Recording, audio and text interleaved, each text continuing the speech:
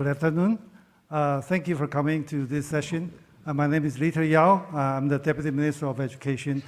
The procedure we run this session is this. First I will give you some background information, and then I will introduce our panelists come to the stage, and they will also give their comments and their ideas, and then we'll have some crosstalks. And of course, we also would like to share, we would like to draw some suggestions or comments from our audience. We know that the economy in Asia in the past several years is booming. So many countries in Asia spend very much effort on developing their economy. And we also know that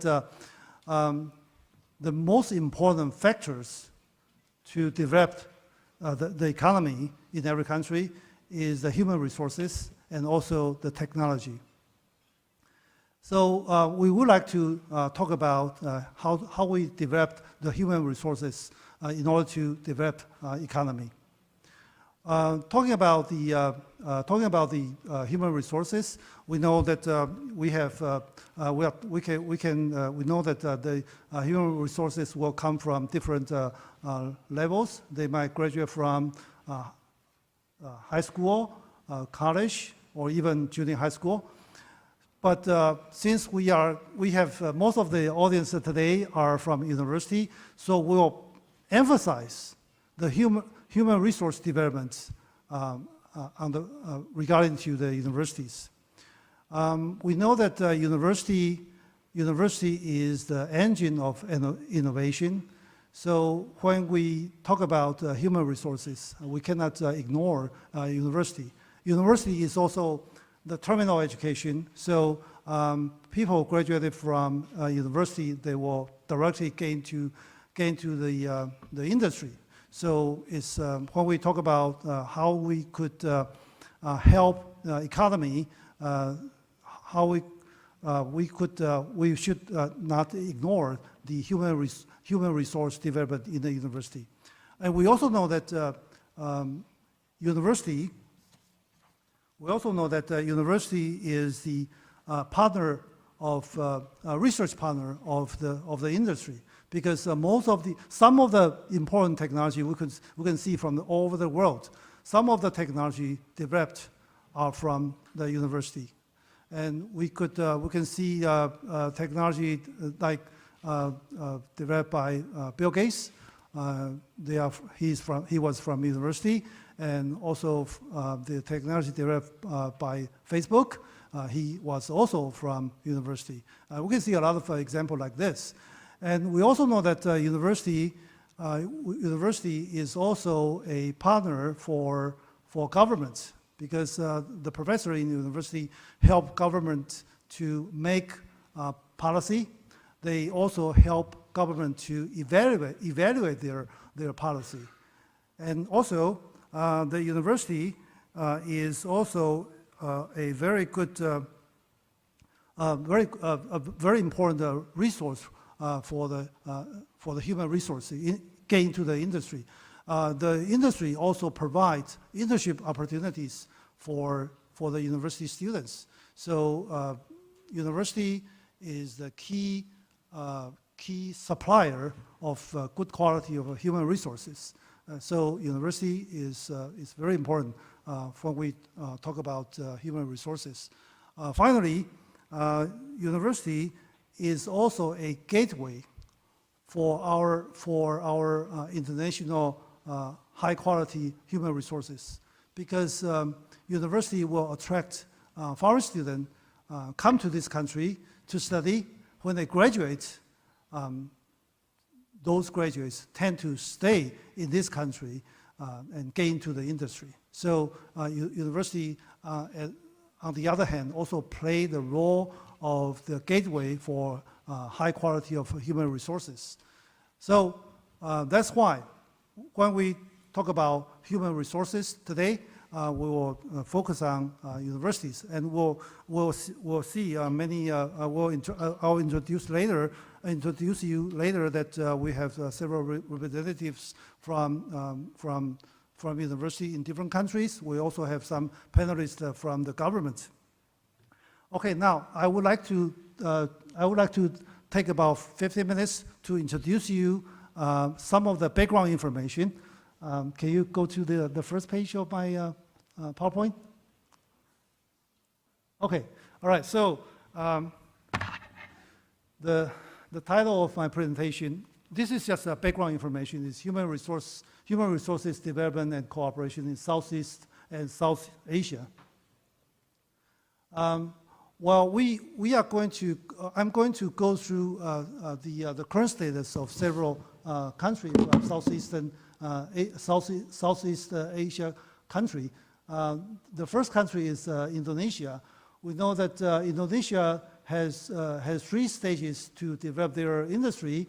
Currently, starting from the 2015 to 2019, they will increase the added value of natural resources in agricultural, mineral, and oil processing-based upstream industry.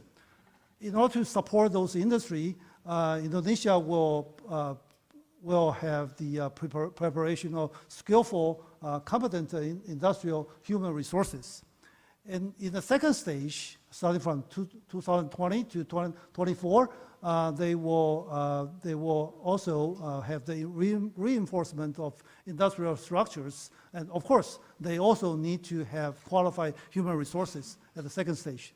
At the last stage, is about 10 years long, and of course, at this stage, they will cement Indonesia's industrial structure and high global competitiveness under an innovative and the technological basis. And at this stage, I believe that they also need to have good quality of human resources.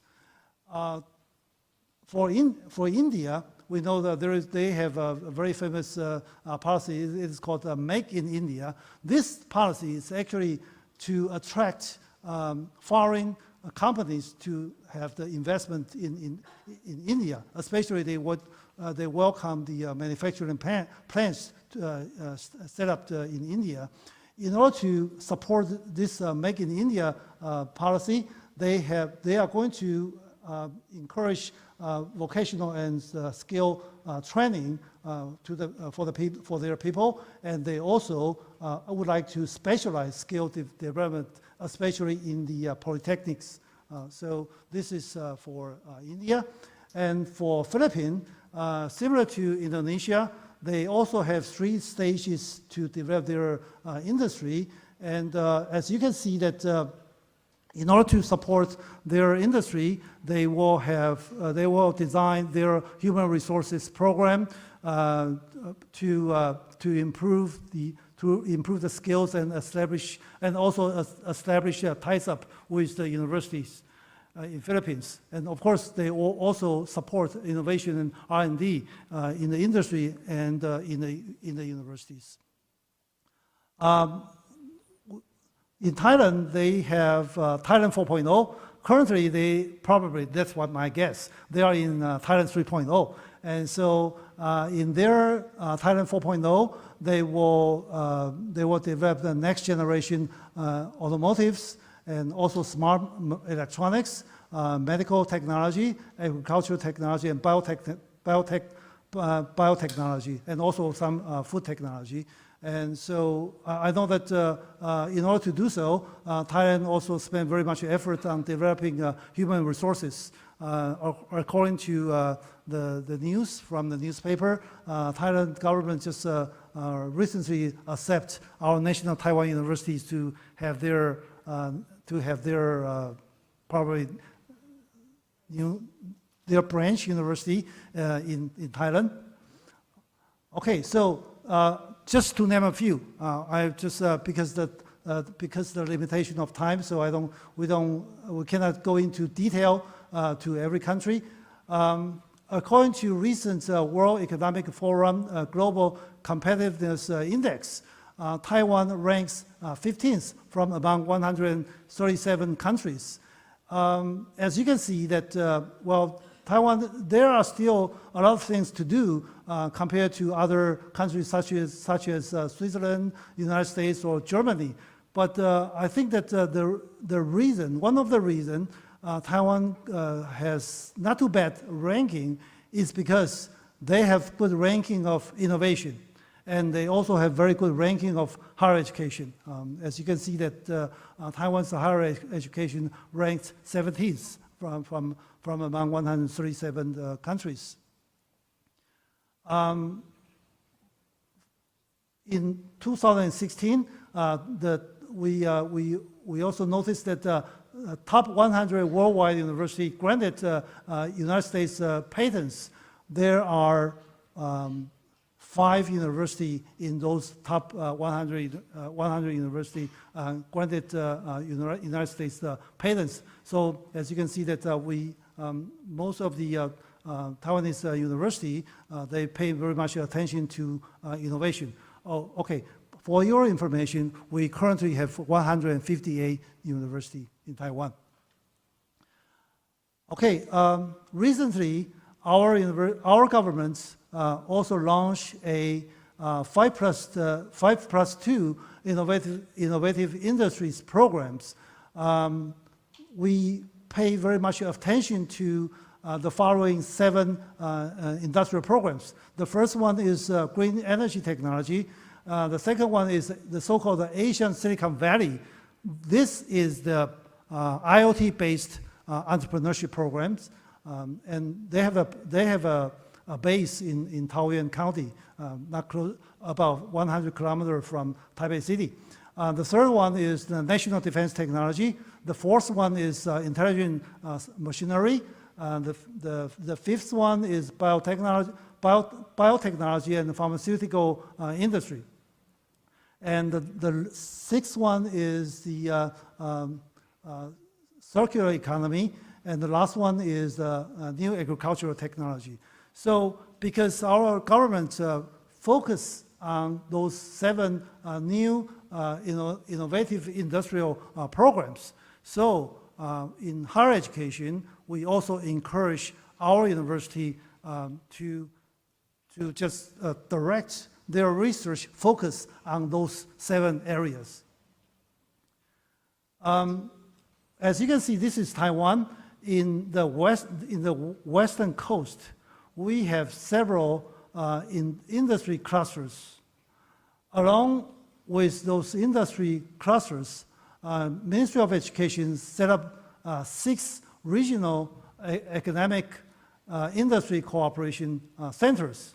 Those centers are located in 6 different technological universities, and those universities or those centers play the role as the bridging between the industry and the university, so that the university will be able to know the industry's need, such as the human resources, and such as the research, and such as and we also ask for internship opportunities from the industry for the university those centers represent.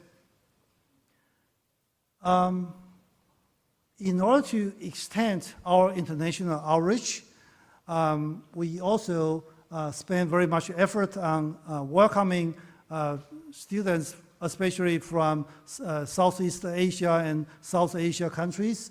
In order to do so, we increased 50% of the scholarship we provide to the international students, especially for the students in those regions. And well, for your information, we currently have about 28,000 students studying in Taiwan from Southeast Asia and South Asia countries. Within 4 years, we are going to double this digit. So by the year of 2019, we expect to have more than 58,000 students coming from this region. Well, in the past several months, we have we have had several higher education fair in different countries. As I remember, we have the educational fair last month in Philippines, Indonesia, India, and 3 months ago we have the same higher education fair in Malaysia and Myanmar.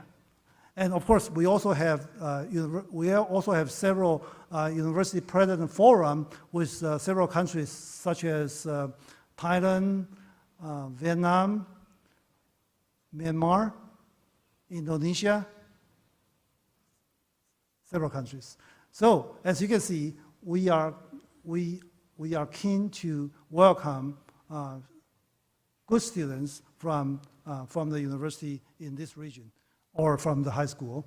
And starting from 2017, we are going to provide more than 4,000 additional subsidies to the students in this region also.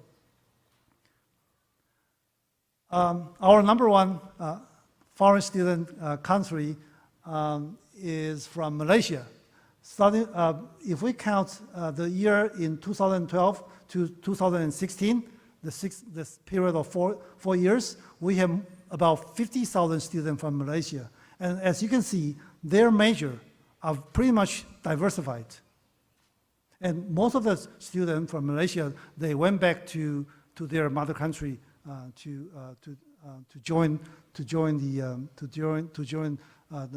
have the different jobs in their country. We also have starting from this year, we also have very interesting program, not only to encourage students from the colleges, we also have some students. We also welcome students from high school in different countries. Starting from this year, we will have more than 116 programs from different countries. For example, we are going to have, this program is for the short-term visit, so ranging from two weeks to one month in Taiwan, especially during their summer vacation or winter vacation. We have winter vacation, but those countries doesn't have winter vacation. So as you can see, Malaysia has 22 programs. Indonesia had 20 programs, something like that, as you can see here. And we also send our students to the countries in this region. We know that there are so many Taiwanese companies or manufacturing plants in those countries in this region. So as you can see, the number of the students to be the exchange student or to do their internship in Taiwan, especially in Taiwanese manufacturing company, has been increasing. Okay, so currently, last year we have more than 3,000 students doing their internship or to be the exchange student in this region. Starting from next year, we are going to launch our second 10-year period of investment program for our higher education. We'll double the investments compared to our first 10-year period. So actually, this project is divided into two parts. The first part is to give the budget to every university to improve their teaching, their research, and also for the university to develop their own features. For the second part, we are going to set up the different center of research excellence in several universities. And of course, we will also select some of the so-called top university from among those 158 universities so that they could represent Taiwan to get into the world stage. So starting from next year, we can expect that almost every university, they will have very much additional budget for them to do their internationalization or to do their research or to improve their teaching. So I think that it is about time for the students from Southeast and South Asia country to send their students to Taiwan, because they will enjoy high quality of higher education, same as Taiwanese students. Starting from this year, we also have different kind of program. We have a degree program for industry academia collaboration program. Some of the student will spend some time in the university, and they will spend some time, especially during the summer vacation and winter vacation, to do their internship program in the industry. So we will provide, this year we'll expect more than 3,000 students joining this degree program, especially this industry academia collaborative program. And we also have some non-degree program. We expect to have about 600 opportunity for the short-term training, and we also provide another short-term training for professionals. And so I would like to share this very interesting program. I was the president of National Taipei University of Technology before coming to Ministry of Education. National Taipei University of Technology has the EMBA program in Thailand for more than 5 years, and we also send students to do their internship in Delta Electronics, Thailand. And one of the panelists is the president of Delta Electronics, Thailand. He will probably tell you more about this. And we also have, I will also show you a very interesting program here. National Taipei University of Nursing and Health Sciences, they have some university in Taiwan and also have some university in Indonesia. They have this kind of, totally they have 18 universities forming a league. They participate, they cooperate with more than 400 hospitals in Indonesia to develop, to help them develop their medical education, especially training their healthcare professionals. And also they help Indonesia university to train their offshore nurses. This is just a few examples. We come up with different programs for industry academia collaboration programs. Okay, so I don't have conclusion, because this is just the beginning. This is just information. So I just briefly show you what we have been doing in our new southbound policy, especially in education. And now I would like to take this privilege to introduce every panelist coming up to the stage. I'm sorry. I need to have.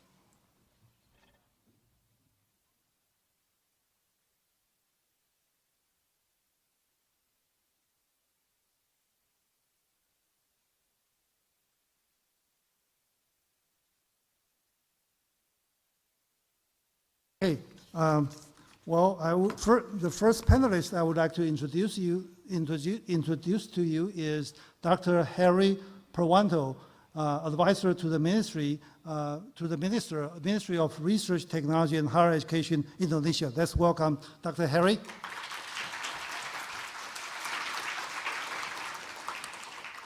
And the second panelist is Professor Bundhit. He is the president of Chulalongkorn University, Thailand.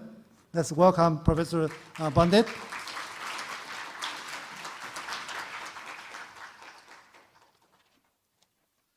And the third panelist is Professor Noor Aslan Ghazali. He is the Vice Chancellor of National University of Malaysia. Let's welcome Dr. Ghazali.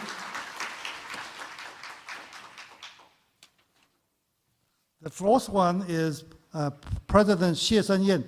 He is the president of Delta Electronics Thailand.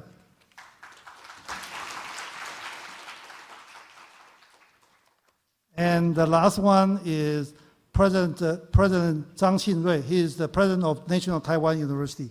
Let's welcome President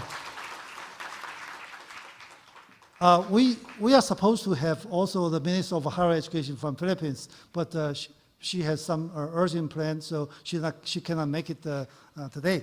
So, well, first, our first panelist,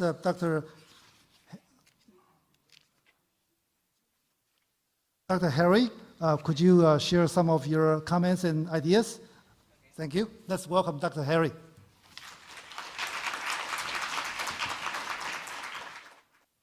Assalamualaikum warahmatullahi wabarakatuh. Ni hao. This is a very difficult time to have some, talking about a very serious thing after lunch. Okay, from Indonesia, my name is Hari Purwanto. I'm talking on behalf of the University of Fellows in Indonesia. In Indonesia, we are operating about 4,300 higher education institutions. It's a big numbers. And there are national universities around 140. With those big numbers, the university, we have every year around approximately 5.1 million students every year and increasing. It's amazing talking about number. And we have 250 lecturers. Under the law, we have to have a lecturer's minimum is a master's degrees. And we still have a small in percentage of doctoral degree. It's around 15%. So we are increasing our capability to increase our human resources. The young people from Indonesia, thousands of them, already mentioned by the Deputy Minister already, are graduated and thousands still studying in various universities in Taiwan. This is the action in developing mutual collaboration, cooperation in the field of higher education through research, technology, and innovation. Not only between Indonesia and Taiwan with the so-called new southbound policy, but this is also the collaboration. What we heard today early morning, there is a new phrase, partnership and, what do you call it? Opportunity. This is new words. It's a partnertunity. It's a great to remember, I think. What is called togetherness? The university are obliged to advance our people around the world, Taiwan, us, Asian countries, South country, to advance our people through science, technology, and innovation. With respect, of course, our interests, national interests, and we do believe that with respect in our beliefs and religion, in order the most priority one, to develop the people of peace and welfare. This is we share the same vision.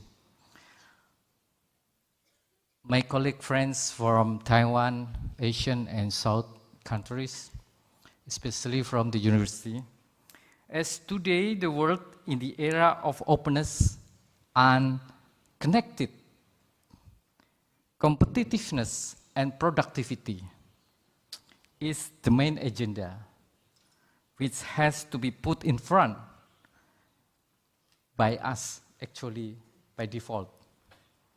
World Bank stated that countries that have more science engineering graduates and that engage in more higher education research tend to have more better innovation outcomes. Innovation, better outcomes. We are entering the era of what is called the so-called Industry 4.0, as mentioned already since the early morning. World Economic Forum, WEF, the Industry 4.0 is a revolution based on cyber-physical system, of which combination of three domains: digital engineering, physical, and biology. We are now witnessing the rise of function of artificial intelligence, AI, in the industry. We saw mobile supercomputing, intelligent robot in the industry, 3D printers, neurotechnological brains enhancement, genetic editing, self-driving cars, and others, transportation system, self-driving. The Industry 4.0 shall change all aspects of human life, competitiveness, productivity in the near future. For the Asian, we are here, Asian member countries are attending this very precious meeting, Yushan Forum, including Indonesia. Our strategic solution is to raise further speed in preparing the competitiveness, productivity of skilled human resources. In the year of 2015, Asian member countries already signed of mutual recognition that 8 professionals, doctors, dentists, engineers, architects, surveyors, economists, accountants, and tourist professionals, nurse, we have signing the mutual recognition accreditation. So doctor from Malaysia can work in Indonesia or Thailand, or Indonesian professional can work in the Philippines. This is the coming future in the Asian. Indonesia, with massive national strategic program, as mentioned before, for the first early morning from the colleague from the Minister of Economic Affairs. In the year 2035, would have what the so-called bonus demography. When the population of Indonesia in the year of 2035, we reach 255 million people. You can compare with Taiwan, 25 million.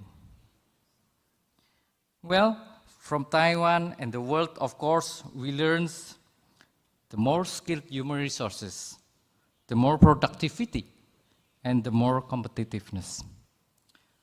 My dear colleagues, a study by PricewaterhouseCoopers in 2017, Indonesia is projected as the 4th biggest economic country in the year 2050, after China, India, and the US. As I mentioned before, there are 26,000 education programs in Indonesia. We have approximately international accredited in 14 higher education. Still, we do need more high qualification lecturers. As an academic staff, I therefore suggest that among us, The university not only limited to the extent of achieving academic collaboration, but also related to how the university can answer and give indirectly economic values with resulted outcome of social culture benefit, which I can simplify only 3: academic excellence, economic values, and social culture benefit. Indonesia, we have 7+3 priority research focus area: food and agriculture, renewable energy, 3 health and medicine, 4 ICT, 5 transportation technology, 6 defense technology and security, 7 advanced material, nanomaterials, and +3 maritime, marine, disaster, environment management, 3 social culture and humanity. Not only expanding the academic excellence achievement in the university, but we are also expanding vocational academic higher education. So we are inviting partner Trinity in polytechnic expertise education in the field of ICT, e-commerce, e-business, to industrial technology processing, packaging and distribution, transportation technology, maintenance, operation, aircraft, shipbuilding,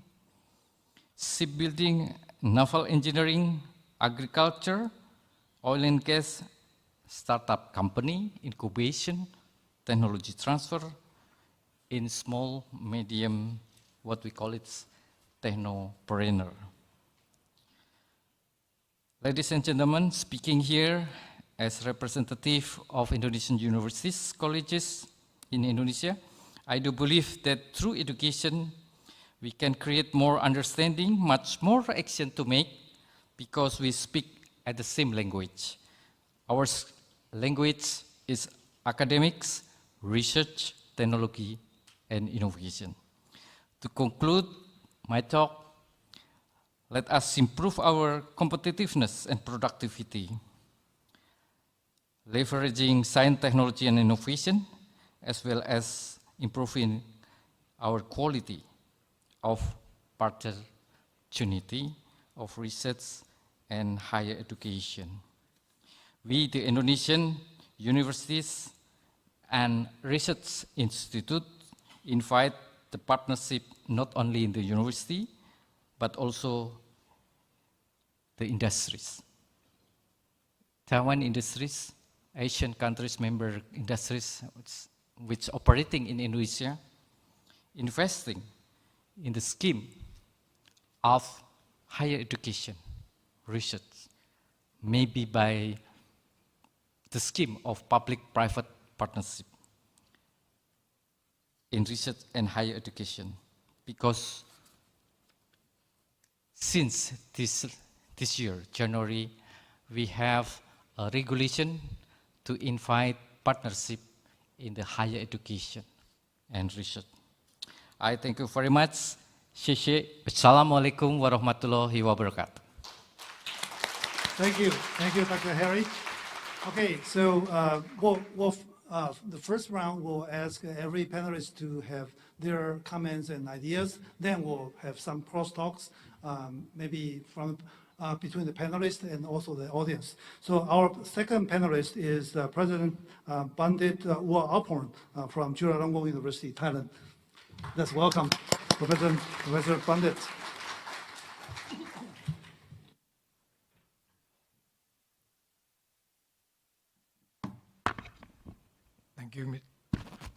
Thank you, Mr. Chairman. Good afternoon, everyone.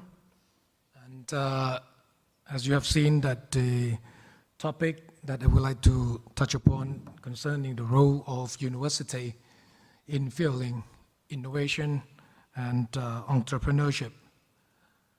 I would like to begin with the classical role, one of the classical roles of the university, that is to teach students. Not only teaching, but nowadays we need to provide skill for students as well. So I would like to refer to the World Economic Forum. They mentioned about the 21st century skill.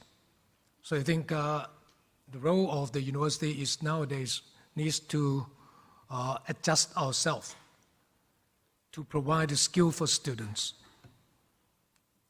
which can be divided in three fundamentals, three aspects.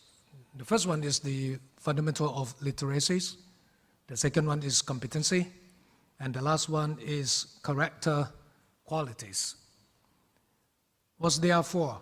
The first one, the fundamental literacy, is just for students to teach them and to provide them the skill, how to apply the core skills for everyday life. And for the competency, I think we need to teach students to cope with the complexity of the matters. And then for the character, which we need to teach students and provide them the skill to be exposed for the changing world.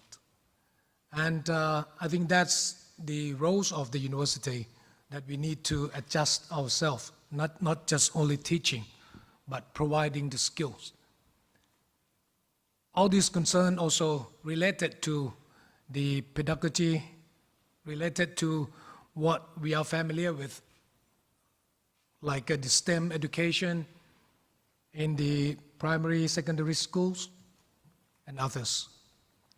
And when we talk about the characters, it may not be just concerned with schools or universities, but it also concerned with family background, how to raise up their children to have a good character. But at the university, we can merely teach about competency. And for the competency and the characters, these two aspects can be formed for a student to be a good leader in the future. And I would like to focus now on the role of the higher education. I think we are familiar with the traditional roles of the universities. Three key roles. First of all is the educator or education. That is what we are familiar with. And the second one is the knowledge creators. We are normally know how to create knowledge, how to teach and how to learn. And the third one is the social problem solving. That is also the key role of university. I mean the traditional roles. But nowadays with the changing world, I think we need three more roles. That is the agent of change and connectors. University need to play an important role as a good connector as well. Not only connecting to people, alumni, or industry in your country, but also some other entities in other countries as well. So that is, I think, in line with the new southbound policy, as the President Chai Ing-wen mentioned this morning, and the Deputy Minister just mentioned a while ago. And the last one, which in line with my topic, is that the university is playing an important role in innovation development, how to give the opportunity for our students, to our staff, and also public to be playing a part as an innovator, an innovation society. And that is the role of the university. Taking into account the Industrial Revolution, I think we are facing some other facts. The first one is we know that automation disrupts many jobs. So the university need to adjust ourselves, how to teach the skill, that field, that providing our student for a future career. Perhaps the skill that the computer cannot do. That's also the role of the university. And secondly, I think we need to emphasize on real-world experience. What the chairman just mentioned, that to promote the student exchange, inbound and outbound. That means we provide good opportunity for students to let them be more exposed to other environment, and that is the role of the university. On the second fact, I think we also know that technological advance has been dramatically increased in the last, let's say, 5-10 years. And I'm sure that into the future, technology will be playing an important role in the education as well. So we need to adapt ourselves, how to create, how to learn the knowledge, how to disseminate and get people in the public or in your country or international students to get involved. And thirdly, university cannot be standing alone. We need to be a part of the society. So we are in the society, and we have to take into account the value-based economy. So the university need to translate knowledge into not just only production or not just only providing students or bachelors to work outside, but we need to do some impacts, give impacts to the society, translate knowledge into impactful productions or creativities. And lastly, we need to accept that nowadays the power is shifting to Asia. So at our Chulalongkorn University, we also focus more on Asian university collaboration. And that is why I'm here. And I'm pleased to learn that Taiwan is also promoting the collaboration with Asian university, especially under the southbound policy. So the vision of our university, now I would like to introduce Chulalongkorn University in order to connect with what I have presented. I would like to move our university into the future with 4 strategies. The first one is human capacity, human resource is the most important. The second one, we would like to focus on the research and innovation. And the third one is how to contribute to our local society, and at the same time, to bring our university to be at the global arena. And since the topic I'm presenting is more concerned with innovation, so I would like to focus a little bit more on what we have done for the innovation. We have set up what's so-called Chulalongkorn University, or CU Innovation Hub, 2 years ago, by collecting and bringing people from various disciplines, various faculties to work together. So under this innovation hub, we focus on 4 main tasks. The first one is how to provide the academy training courses for, firstly, Chulalongkorn University students. Secondly, we would like to incubate them and then accelerate the process of bringing the knowledge and turn it into innovation.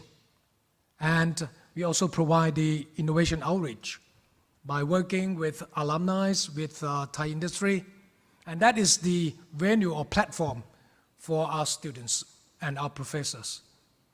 That's the starting point. But now, I came here to visit 6 Taiwanese universities in July, a few months ago. And I also told my colleagues that we are going to set up the new platform, not only for Chulalongkorn University, but also for public, and open up for our partners, especially Taiwanese University. So we are going to open the Siam Innovation District.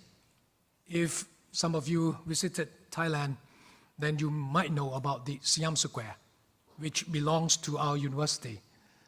So we got support from the government, from private sector. We have already set up the Siam Innovation District, a platform for public, open up for international collaboration as well.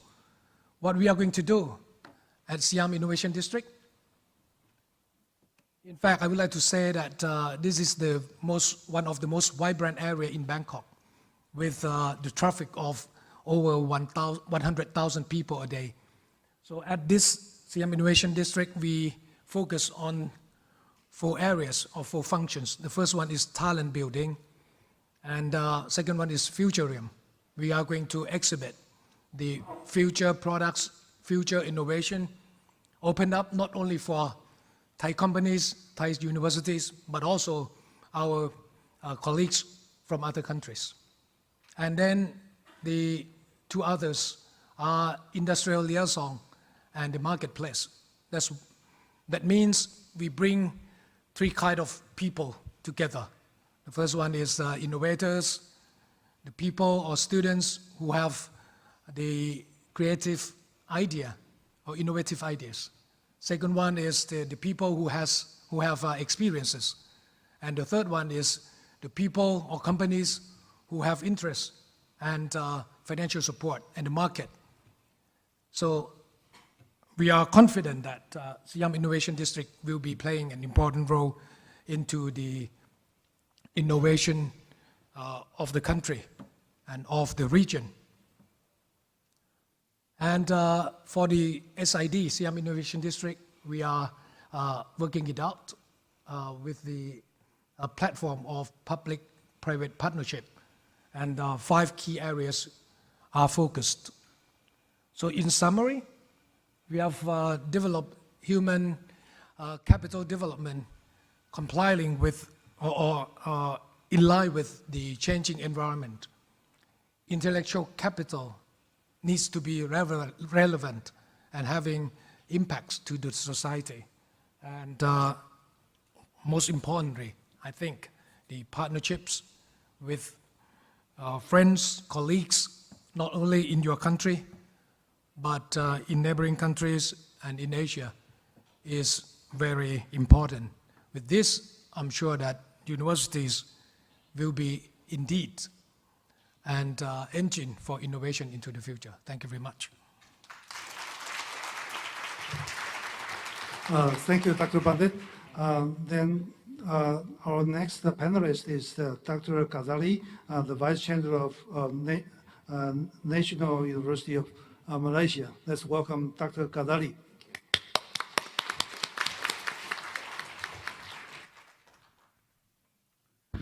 Thank you, Dr. Yao. Very good afternoon to all participants. Thank you very much for giving me time to share here. You know, when we did our, well, at least when we go to school, long time back, when we did our master's and then PhD, there are 2 things that normally we will be advised for.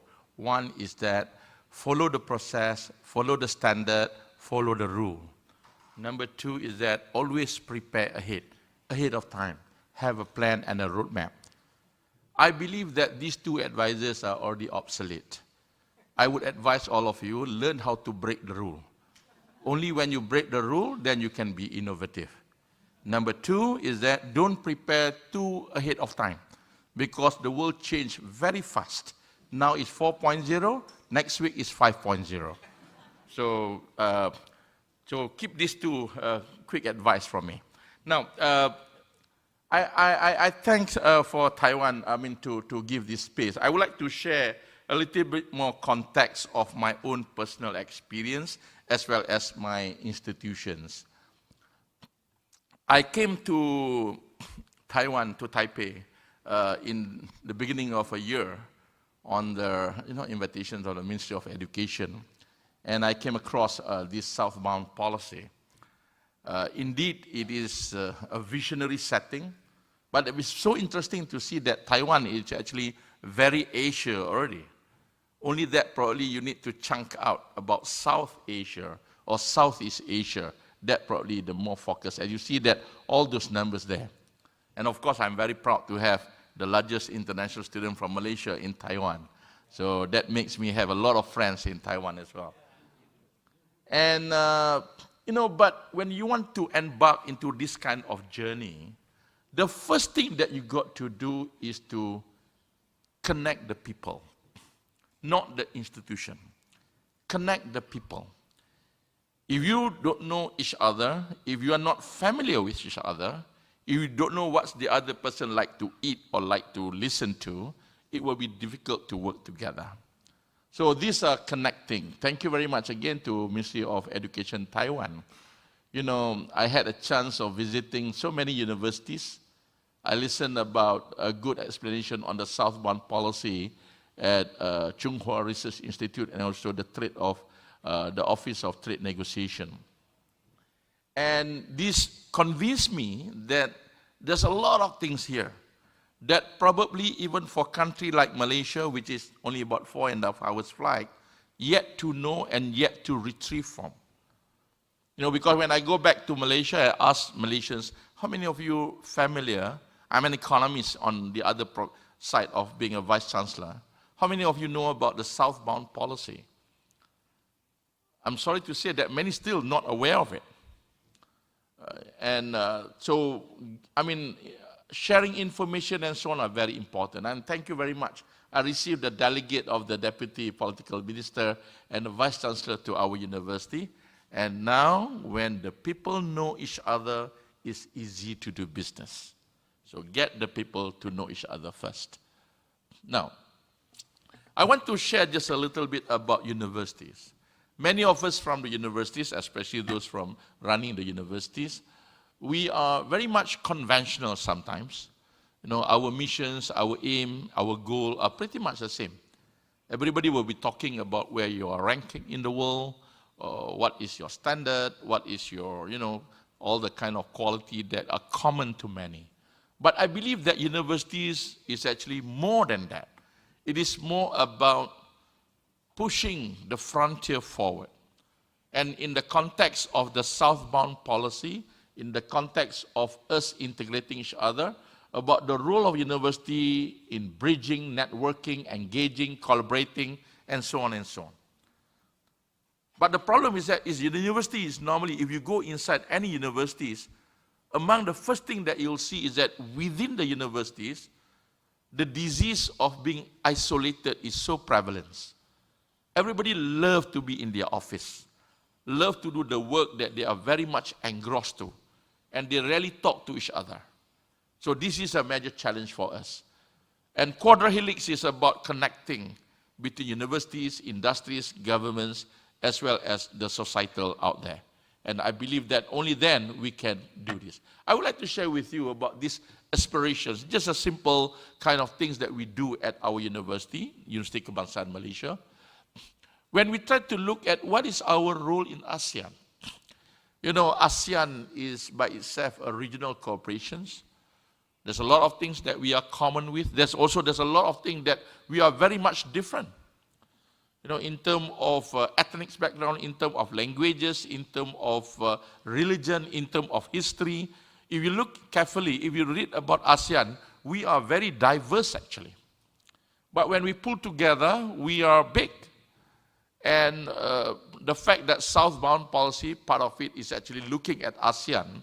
So I would like to share this, how a university like ours get involved and try to be the agents of promoting these so-called values of ASEAN. So there are a lot of activities that we are doing. I mean, I'm not trying to explain all of them, but sufficient for me to say that we identify ASEAN integration as one of our grand challenge.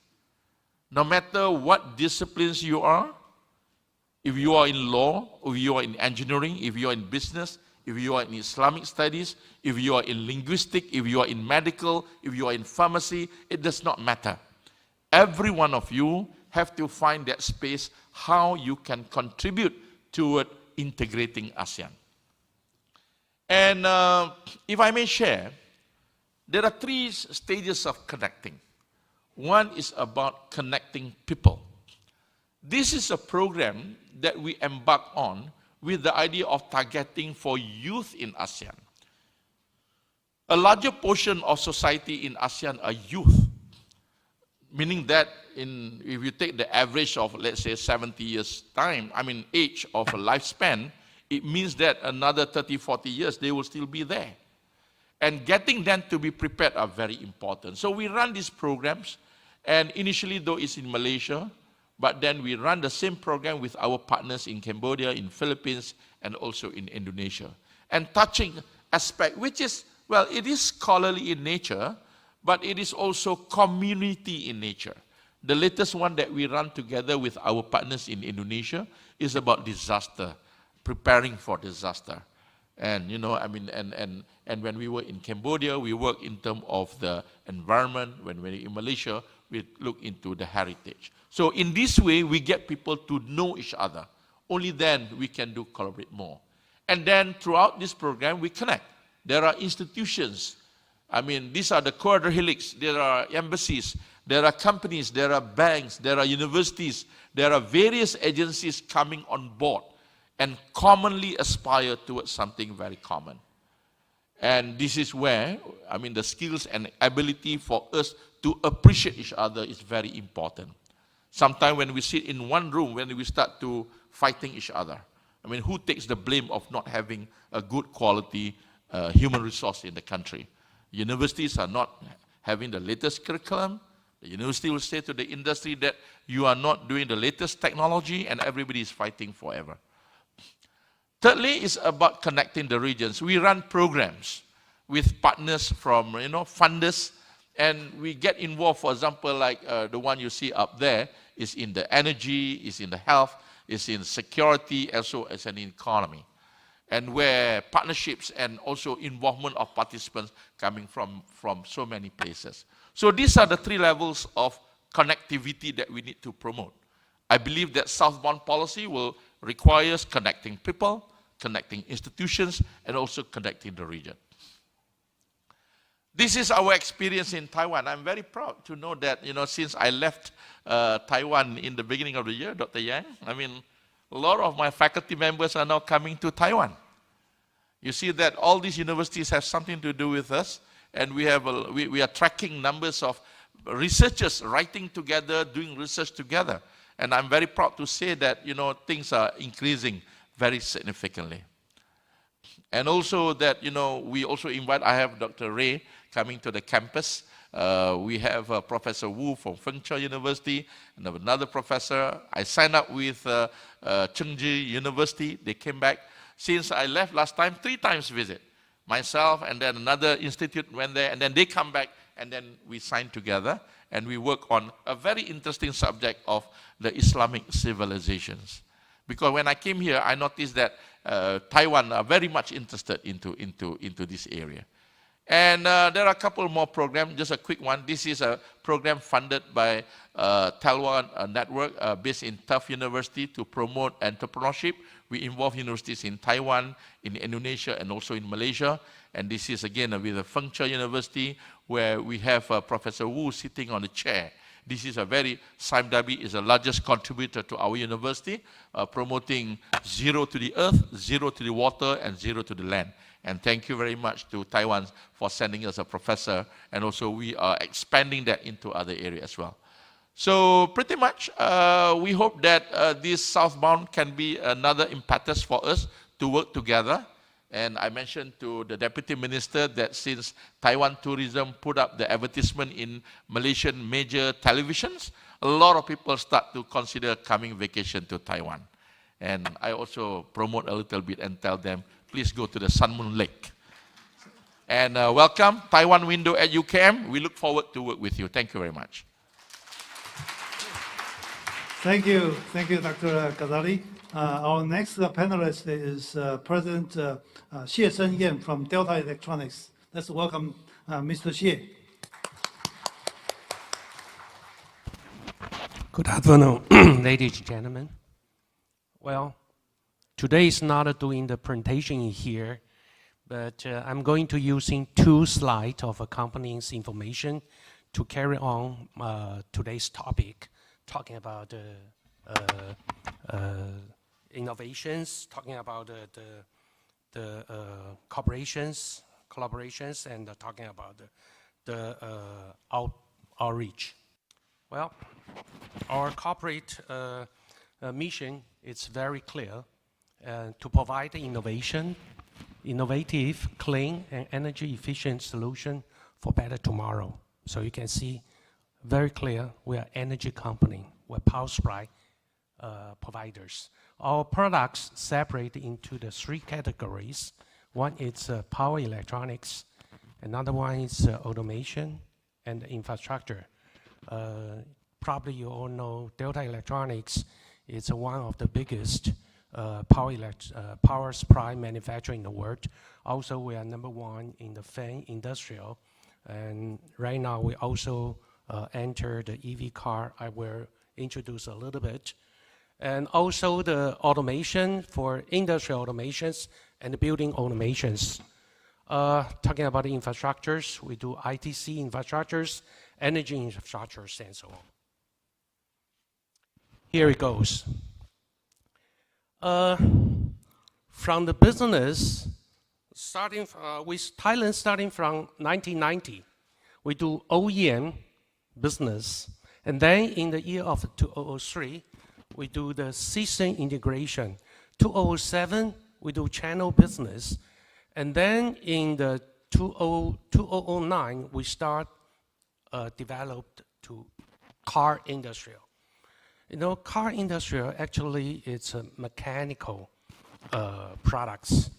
For an electronics company, it's not too much things we can do over there. So we foresee, during that time, we foresee 10 years later, 20 years later, what things we can do in the car.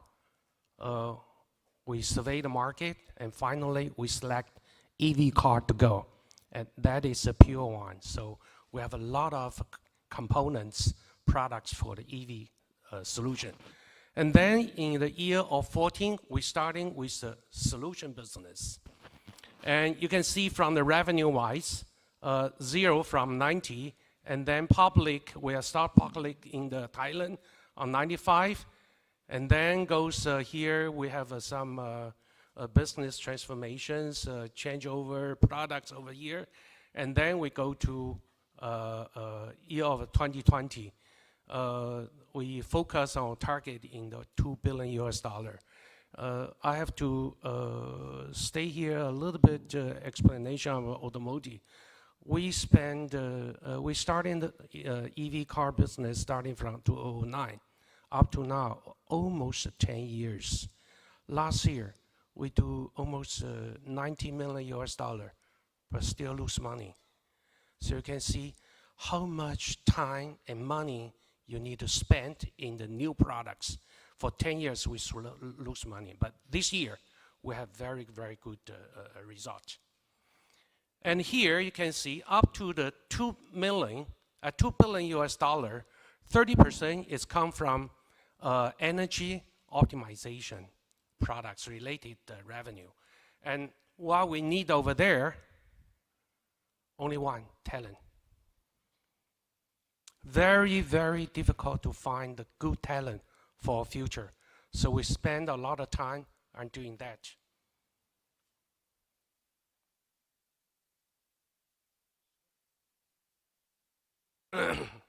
This one, we are doing on 15 and 16 for 2 years.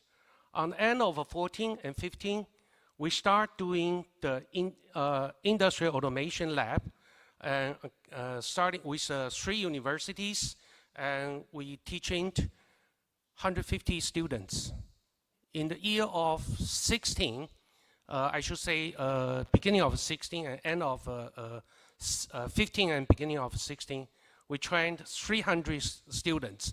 And this year, we're going to train another 600 students for the industrial automation. And we set up the lab, actually donate to the 3 Kimongku University in Bangkok, and teaching all the students doing everything over there. And also, from this year, we're going to give all the students a book, free book, English teaching book, so they can reading with knowledge experience. And after they learned the industrial automation, we'll tell them, after you learn, you have to perform it. So we give them another chance to join our Delta Cup event hosted in Wujiang in China.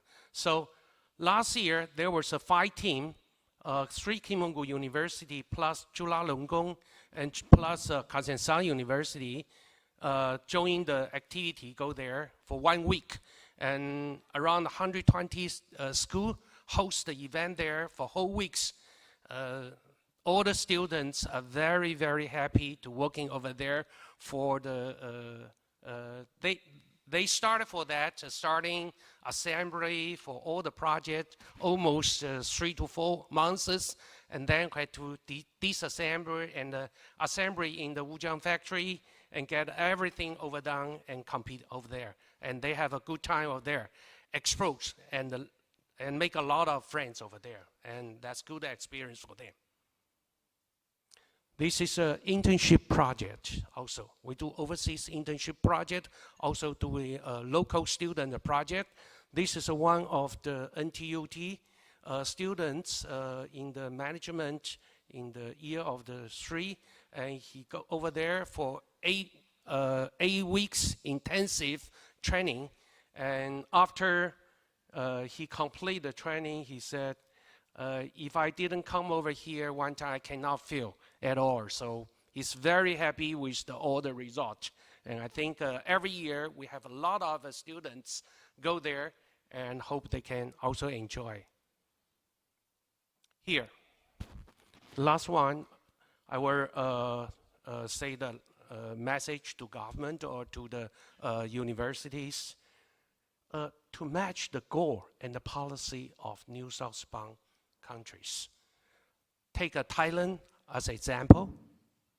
Thailand 4.0 is the future to go for the coming probably 10 years or 20 years. They are focusing robot, digital, medicals, agriculture, aviations, food and beverage, logistic, everything over there. But if you go to this 10 target industrial, you need smart people, the stream, science, technology, engineering, and mathematics. All the people are there. We need people to train, to learn. University or after school activities will be very good for them. Mr. Tong, representative of Taipei Economic and Culture Office in Bangkok. He just arrived in Bangkok for 3 months, but he set up a high technology center in Bangkok. Holds about 100 courses to teaching the local Taiwanese, or even by teaching by English, and local Thai people or other foreign country people can also go in to learn from there.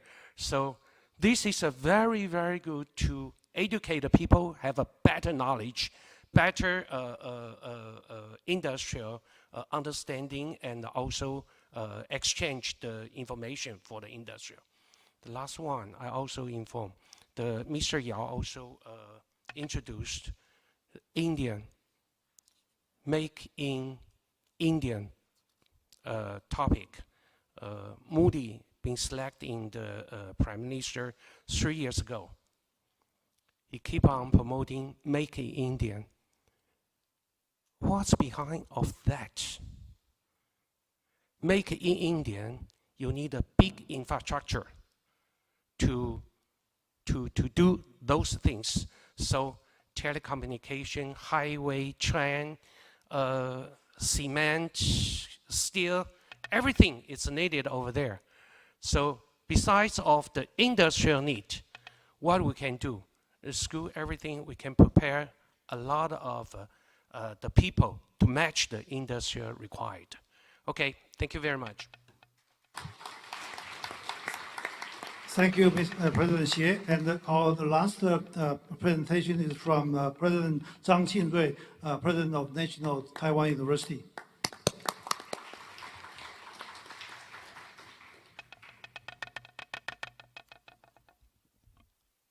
Thank you, Deputy Minister Yao. And just as my good friend Vice Chancellor Ghazali just mentioned, the southbound policy definitely rely on the people trust, in particular the friendship between, Taiwan and the older South Asia country. And yeah, I hope, I'm the last presenter, and I hope my coin can contribute, something on this very particular forum on the how to sustain the university and the industrial partnership, and also the regional economic. I will say, not say the development, I say the opportunity between us. Every country actually wants innovation and the new technology, in particular the killing technology. However, the innovation and the new technology cannot be from nowhere, and they definitely comes from knowledge-intensive environments. Since the university is naturally a place full of all kinds of knowledge, and the university is definitely the engine of innovation and the new technology. As our Deputy Minister Yao just mentioned, 4 out of the top 100 universities granted the U.S. utility patents are from Taiwan. And this is definitely indicate that the powerhouse of Taiwan economic growth indeed from the university. University is not only a place to produce journal paper, but also a driving machine and engine for economics. However, today, the rapid accumulation and the growth of the knowledge in this knowledge-intensive century, both the complexity and the diversity of the knowledge are not ever experienced in the past.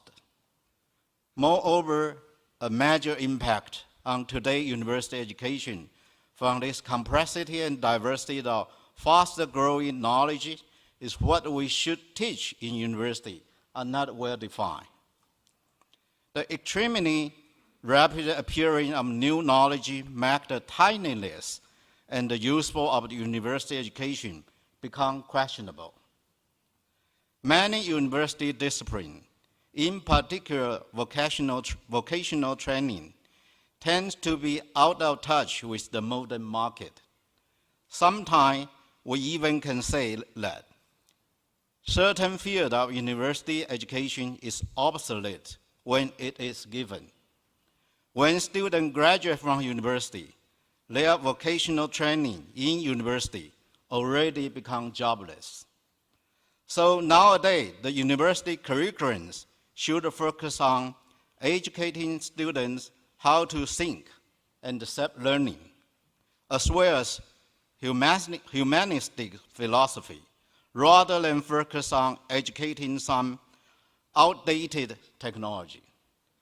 Universities should always think deeply about how to strengthen the mechanism of open-loop university and the sustainable education system, so the student can more freely receive new knowledge anytime when they need to come back to university.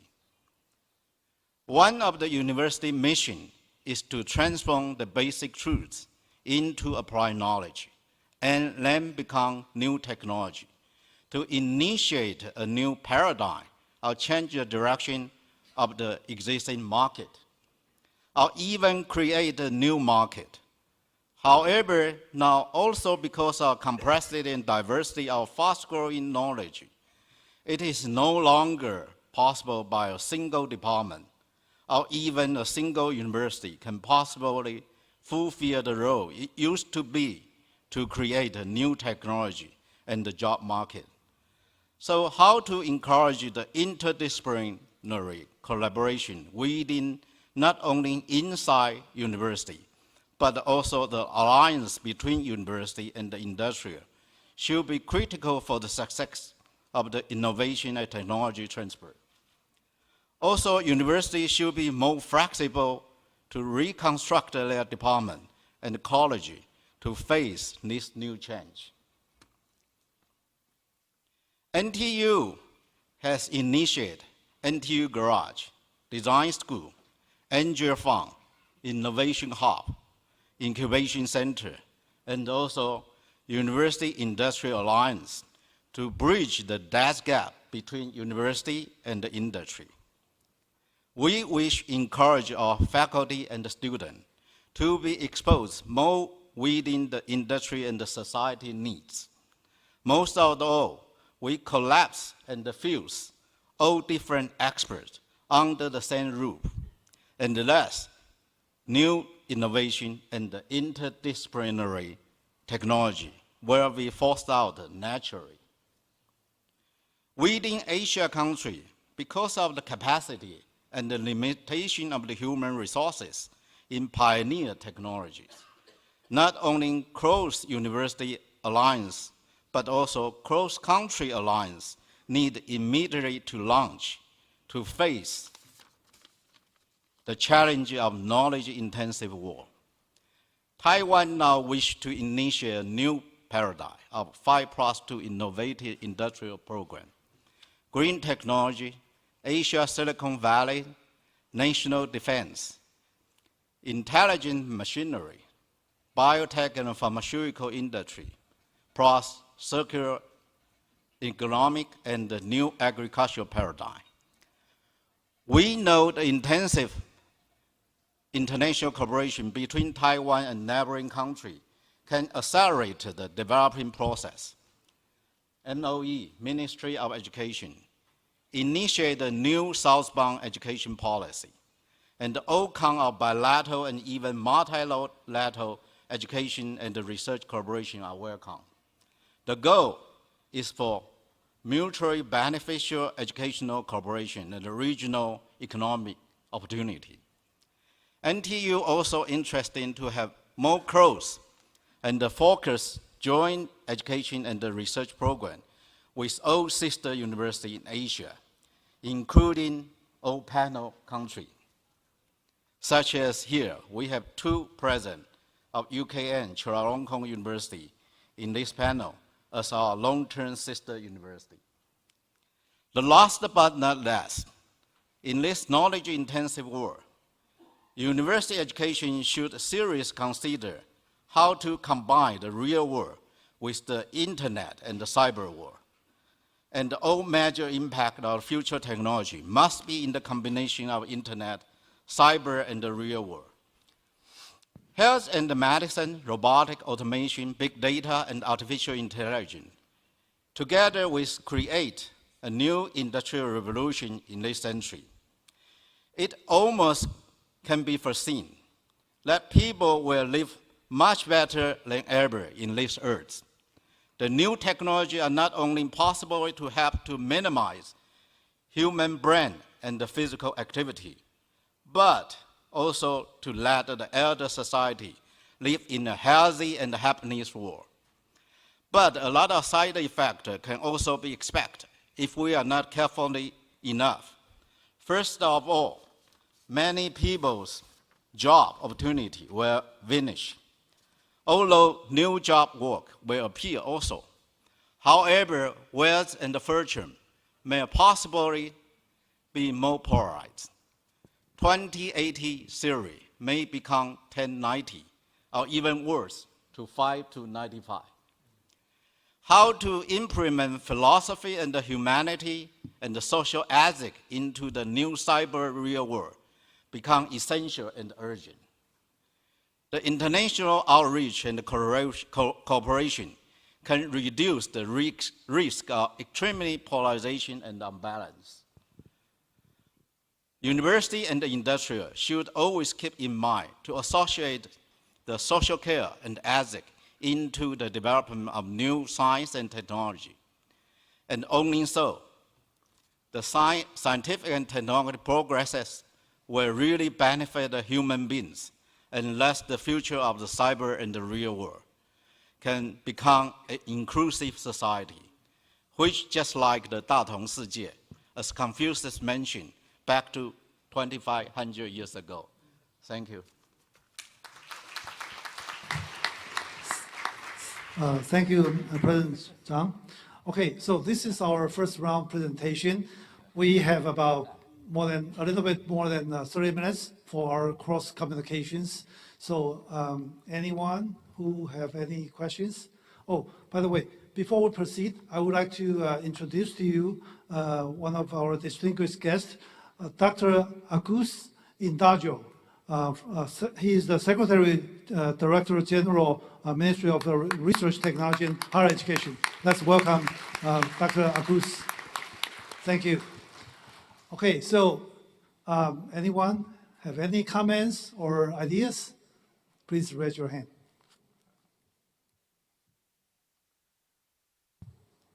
Anyone? Oh, okay, the gentleman over there.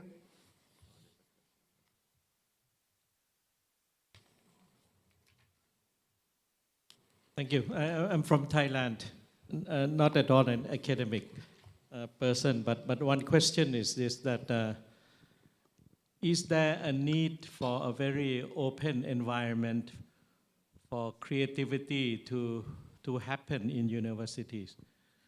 So my question is, do we need a conducive, open political and social and economic environment for the intelligence of mankind to blossom out?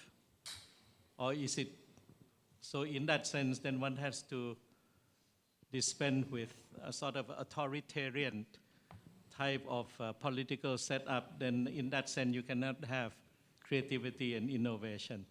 So is it openness very much needed for innovation, for 4.0, or for whatever, I think, fifth industrial revolution and so on? Thank you. Thank you. This is a very good question. So is openness necessary for innovation and creativity? So anyone who, President Bundhit, do you want to share your comments? Since the question is from the former minister in the foreign affairs from Thailand, so I take this question first. Is the openness necessary for the innovation? Yeah. I think it is. It is. Because normally in the university, we in the traditional way of teaching, we normally focus on the discipline-based teaching way for students. Like we have engineering, medicine, architecture, etc. And normally in each discipline, they have their own interests and pretty focus, limited way of thinking. And if you take into account this fast changing environment and technological development, changing of social development, the way of people connecting to each other, I think that a single discipline may not be sufficient to tackle the complexity of the issues we are facing right now. So I think at least at the university, we need some sort of openness to bring in people from various disciplines to work together. And taking into account this complexity, the university itself perhaps needs to change the way of the structure of themselves. Perhaps we need to allow more discipline to work together, like multidisciplinary fields of study may become more important, because students or professors need to know others as well, not only just their discipline. So basically, my question is, yes, openness is important. Thank you very much. Thank you. Thank you, President Bundhit. Dr. Harry, do you want to follow up? Yes, openness in the academics environment is very much welcome in our universities. But sometimes, in terms of social politics studies or social politic science, they tend to be a little bit open, too open. So I think In our country, social and politics has to be a little bit internal, not to be so exposed in order to make everything in order. I think for STEM, science, technology, engineering, and mathematics, we have to open widely. Thank you very much. Thank you. So any other question? Or Dr. Kadali, do you want to? I just want to share briefly. I mean, first, I took openness in the very literal sense. When I assumed the office as a vice chancellor, among the first thing that I do is that I remove the security guard. So I'm the only university without security guard in the front to guard you. Oh, okay. You know, I'm serious about this. People were upset with me, but I decided to remove it because I said that so long that you have these guys in front there, then nobody will come to you. So remove them. And Alhamdulillah, I mean, now I'm successful in convincing people that I don't need a security guard there, and everything is kept safe. But I think the point that you are trying to raise is a very serious issue. That as what I'm trying to put up in my sharing, that we can't do things alone. There's nothing out there you can solve alone. Universities are in danger of sometimes remain too in their own cocoon. Disciplines tend to be segmented by the bureaucracies of faculties, colleges. So we need to a little bit kind of, well, if in the extreme is to dismantle this. One of the things, I just want to share one that I did in our university is that I start to see that research are going on by disciplines. And suddenly I found out there are 200 researchers working on the oil palm industries, and they don't know each other. You know, some come from medical faculty looking at the vitamins, some come from the environment looking into the science of environment, some come from the community looking at the, the communities of the oil palm industry, some come from various faculties. So what we did is that the one that I mentioned, we identify grand challenges. So now, grand challenges is for everybody. And we create a platform, we call it Mixer. A mixer program where regardless of from which discipline you are, come and talk and have coffee to each other, talk and know each other. And openness is extremely important to me to deal with the current problem. Thank you. Thank you. Well, Dr. Ghazali said that his university is the only one university without security guard at the front door. I believe President Zhang from National Taiwan University will have very special feeling about that.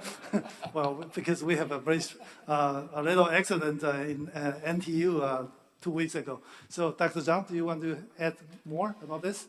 Yeah, I think openness is in nowadays is inevitable, but openness have a lot of different meaning. At first, even inside the university, you need to open to different disciplines.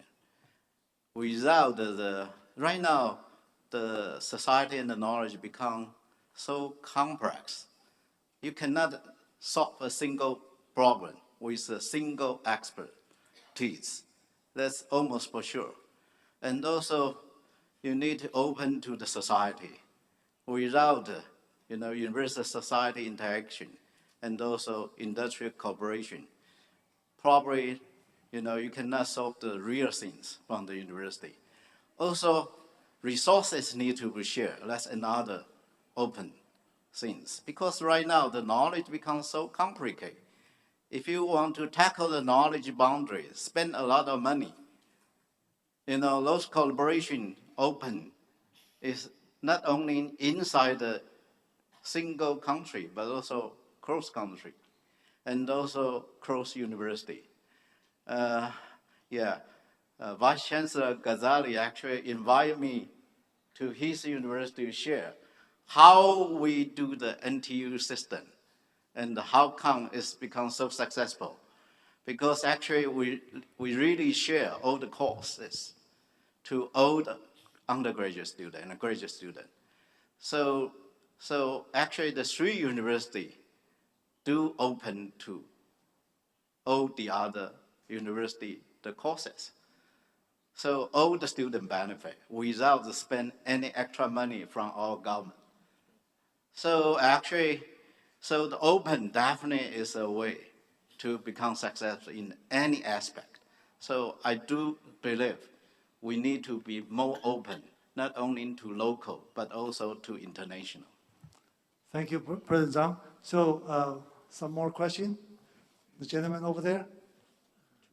Two. So maybe we will draw three questions together, and then we'll ask our panelists to answer those questions all together, okay? The first question over there. Good afternoon. I teach political science at the University of the Philippines. This question is addressed to the panel. As faculty, we are often told that we have two jobs, that is to teach and do research. And at present, universities in the region are competing for global rankings. And a lot of this has less to do with teaching, but more about research productivity. So what do you think are innovative policies within universities that could still attain a balance between research, but at the same time not neglect the importance of teaching students? Because as faculty, we need to teach 4 classes or 5 classes, but then we are expected to write, to do research at the same time. Thank you. So you're asking about the innovation, right?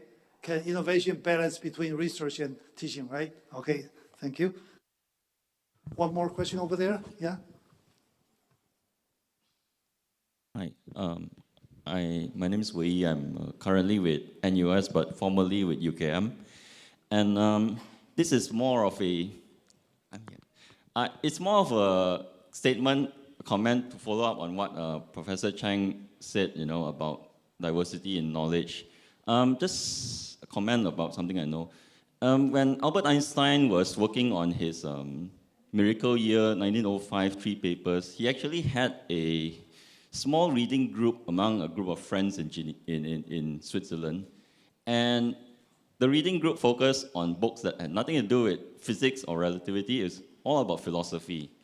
And Einstein actively sought to cultivate his mind in all these other fields, that are not obviously related to the physics work that would make him famous. And so on that note, I think one of the challenges that universities face is how do you get utility out of apparently useless things, to use it in a provocative way. So just a comment, thank you. Okay, thank you for your comments. One more question, the lady over there. Good afternoon, everybody. This is Angela Ho from the Taiwan Higher Education Evaluation Council of Taiwan. Thank you for all the panelists' wonderful comments.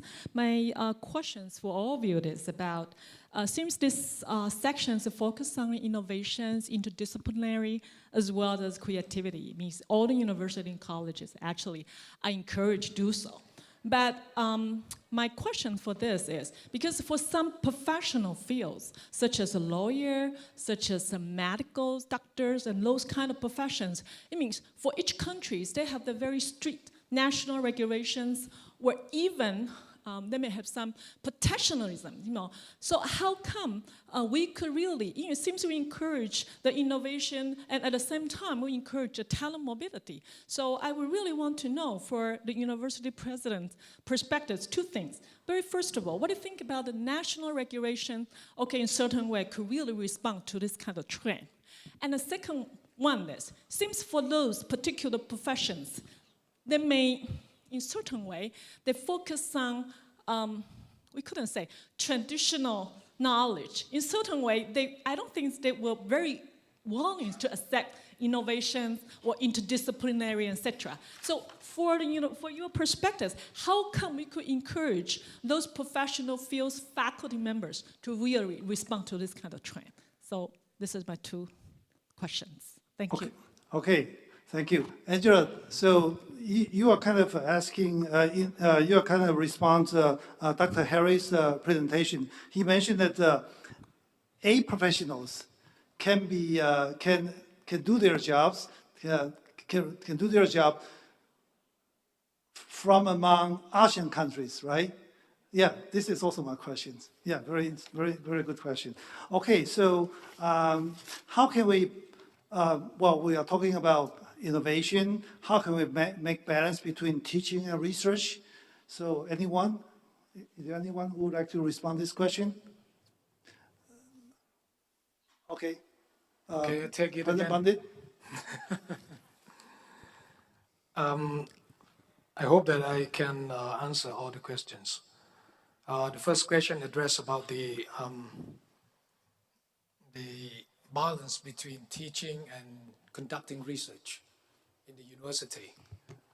I think that is true because when we are trapped in the world ranking system right now, because I think many countries, most universities are now facing the pressure on having good ranking. We have to accept one thing that the world ranking is normally rated using the citation and research products. But I think one key point that the university ranking lacking is what so-called the social impact. Because normally when we do ranking, we need to do the quantitative analysis.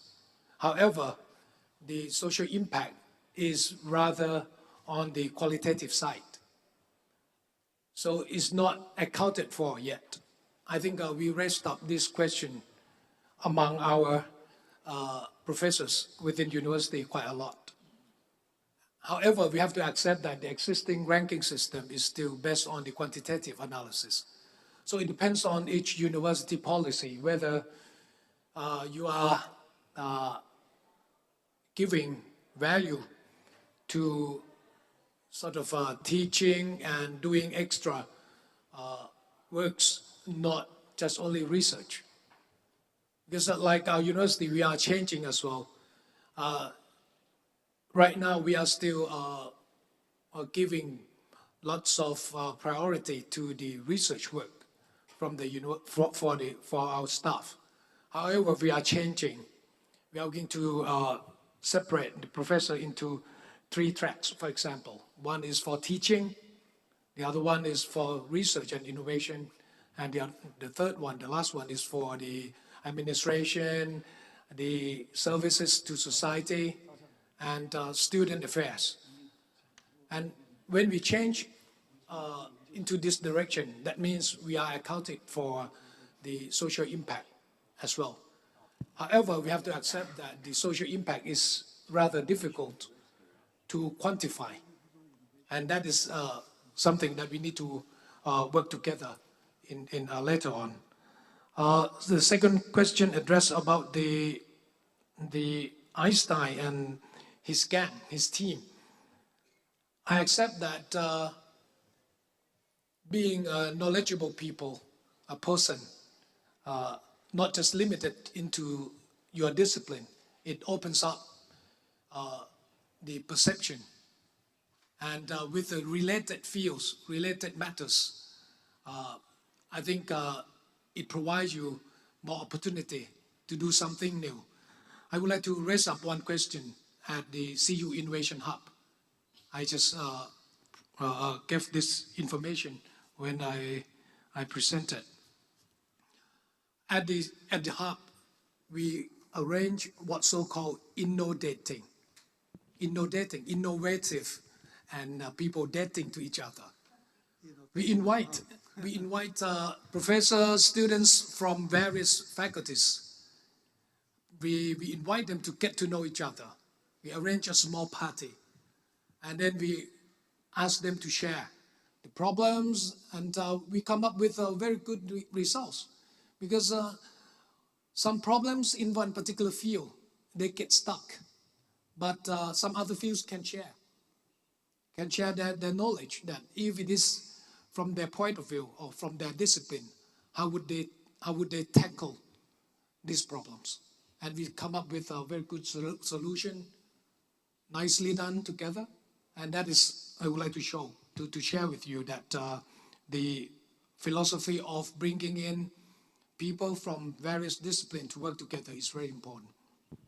And to address the last questions, which is pretty difficult to answer, but I think the social impact will be the value that each discipline will be reflected.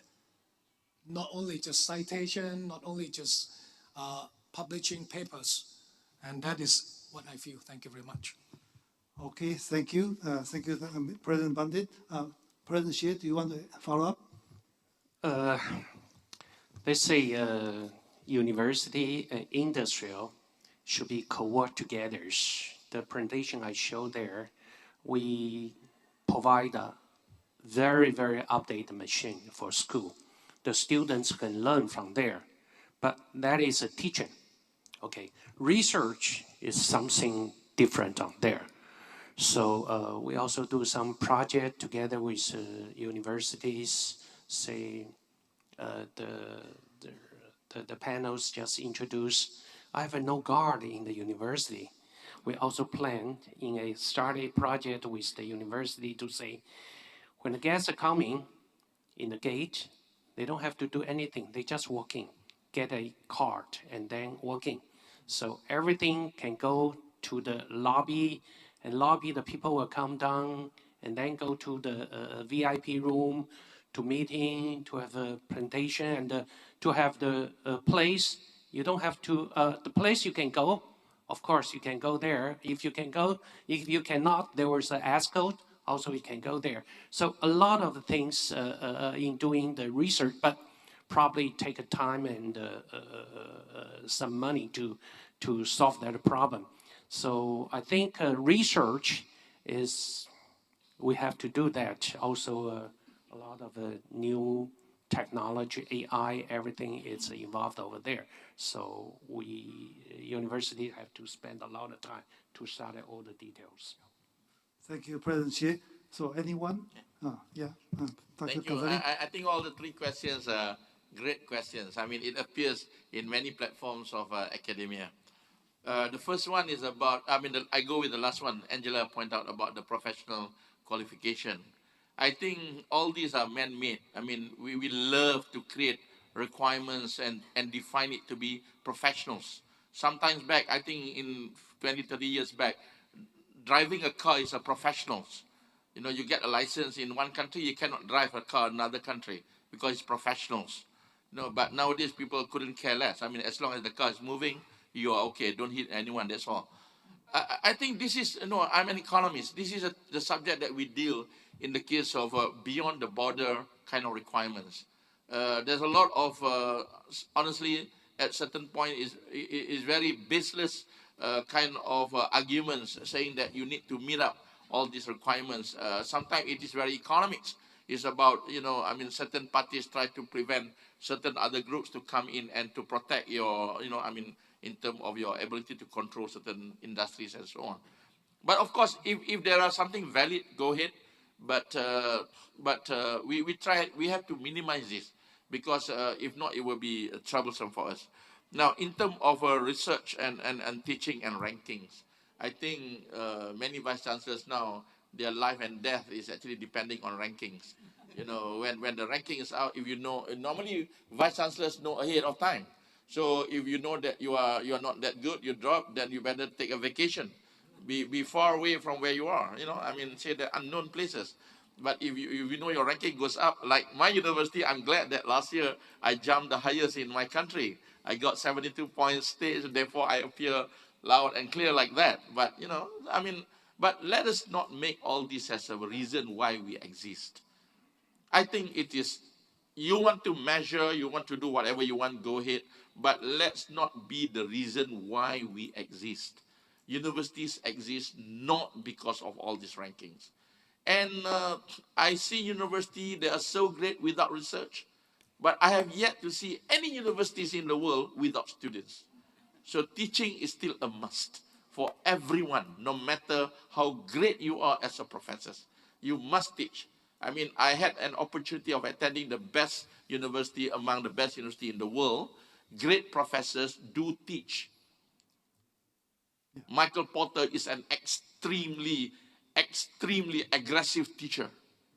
He will jump in the class. So, sometimes, but only that in some universities in developing countries, then when we become a great professor, you don't teach anymore. I mean, that's a problem.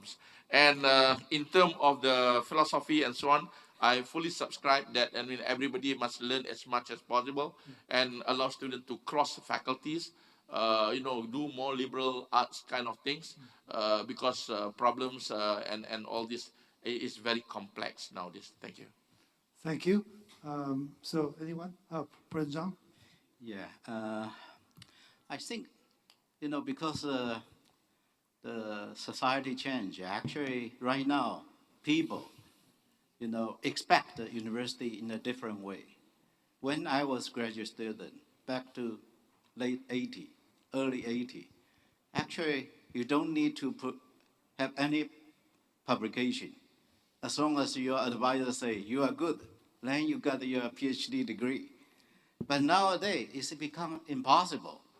So actually, the society expects the university do the different things now. But however, university as a university, I perfectly agree with our friend. Teaching is a must. Otherwise, you can stay in the research institute. Why you choose university? Because teaching is a duty embedded in the university. However, research right now also a requirement. Actually, in Taiwan, we also was asked to do the service. So we usually say teaching, research, and service.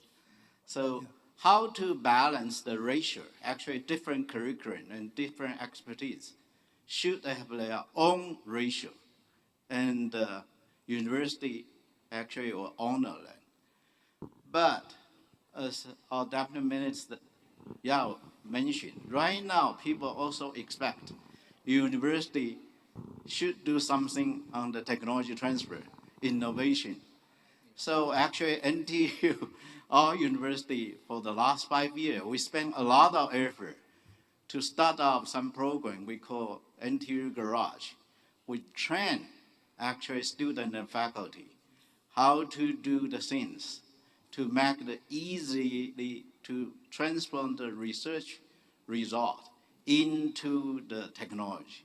And this is also a learning process. Actually, nobody know it so naturally. You need to get in touch with the industry closely and work together. And finally, you know how to do it successfully.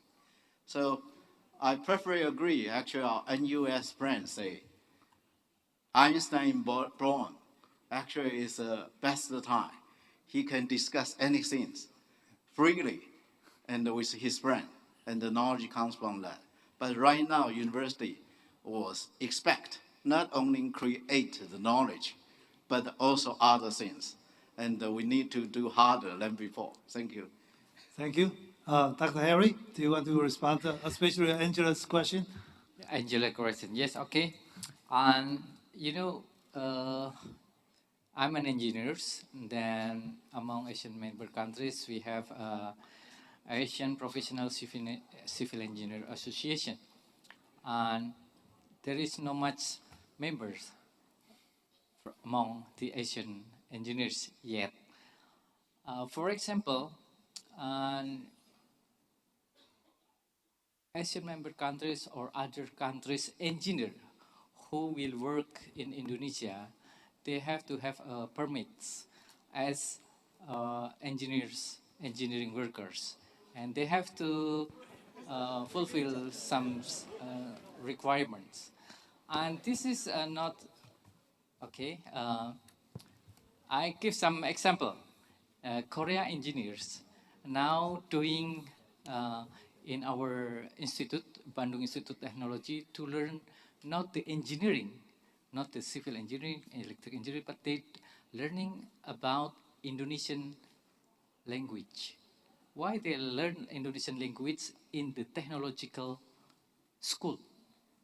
But actually there is many school of Indonesian language, but they learn about the Indonesian engineering language. This is part of how we welcome the professional to come to Indonesia working, investment, and also a joint venture. And doctor, dentist, I think they're still working on that. But the most welcome one is already there is tourist professional, cook, housekeeping, managers, hotel, others. They already been recognition already among Asian member countries. And about, I think one more minutes, no, less than 1 minute. No problem. And in Indonesia, we discourage professor with no productivity. And you know the productivity for professor is 1, the ratio teaching is mostly, number 2 is research, and the last one is something like university social responsibility service. And we do national ranking. This is the purpose of the ministry, to encourage the development of the university to compete with other. So we do need the ranking nationally, also globally. And we encourage only 11 national university to go to global ranking. I think that is my comment. Thank you very much. Thank you.